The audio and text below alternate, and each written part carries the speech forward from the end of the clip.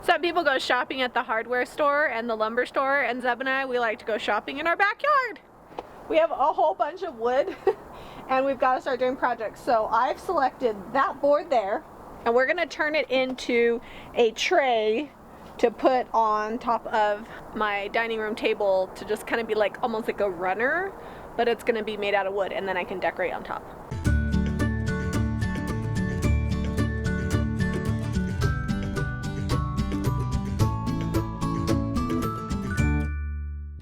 This is Zeb digging through the pile because I don't like splinters. You guys want to see our chickens? They just got out because it's nice. They're eating snow. They're gonna make chicken angels. The reason that we're doing this, I've had a dough bowl on my table for a really long time, but now it lives on the coffee table.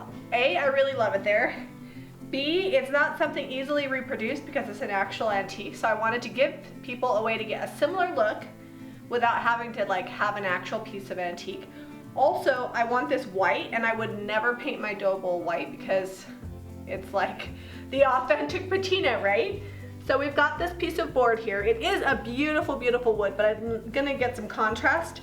So we're gonna let it dry out, and then I'm gonna paint it a super chippy, distressed white, and then I'm gonna use it to stack things on. Kind of like a table runner, only it's just got a little bit more depth. So these are the things that I have right now. So I like to do a dry fit and try all the things that I want to put on my table and make sure that it's gonna look good and that it's the right like scale and size before I go to all the effort of painting. I think this really looks great together, so I'm gonna go ahead and let the wood dry out. We're gonna sand the edges so that way they're a little bit rounded, and then I'm gonna give it a chippy white paint job.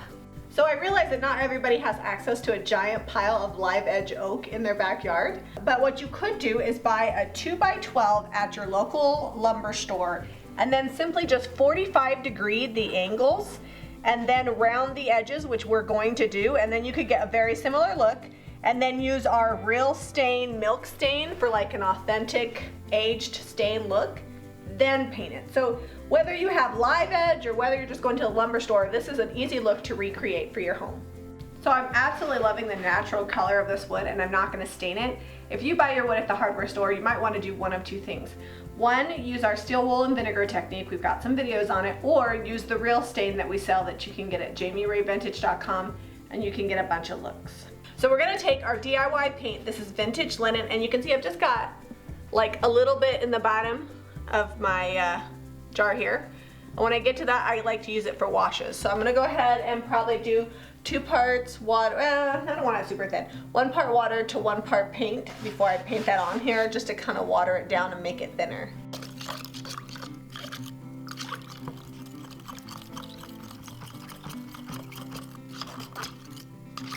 Oof.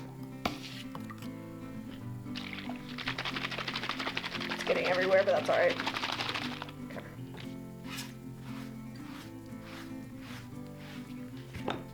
Okay, now that it's mixed up, I'm gonna use my pink pixie brush, and you can see I already had some that leaked out. And I'm just gonna brush this on here.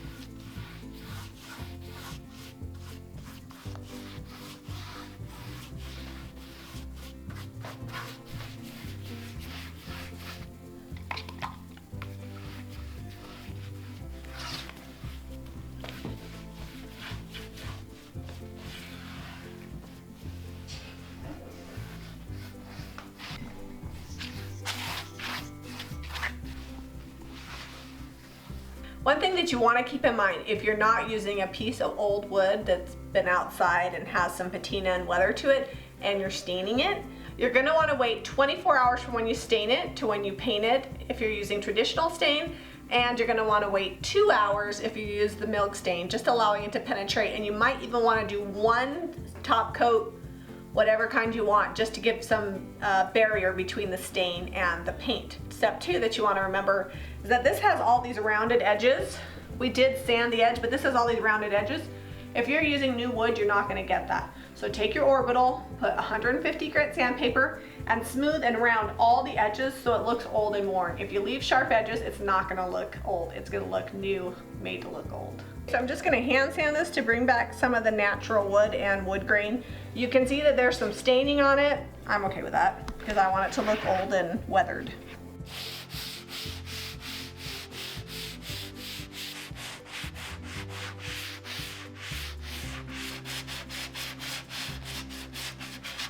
So I just want a real natural look. I'm not going to seal it with the top coat or anything.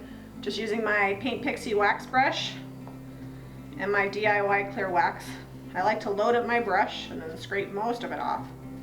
And then I just rub it on with a circular motion. This seals the paint.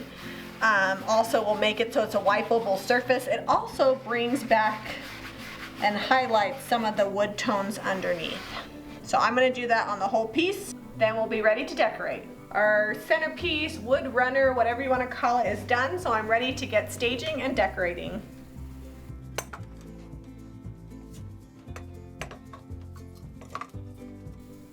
Alright, so our centerpiece is all the way done. If you want to achieve this look, be sure to go to JamiRayVintage.com. You can pick up the vintage linen, the real stain if you're using raw wood, my Paint Pixie brush, that was the 1 3/4 brush, and then I also used the DIY clear wax and my wax brush. If you have any comments or questions on a particular setting or thing that you would like to put on your table, comment below. We're always looking for new ways to come up with farmhouse design that looks great on our farm table. Be sure to give us a thumbs up and subscribe to Jami Ray Vintage for more DIY.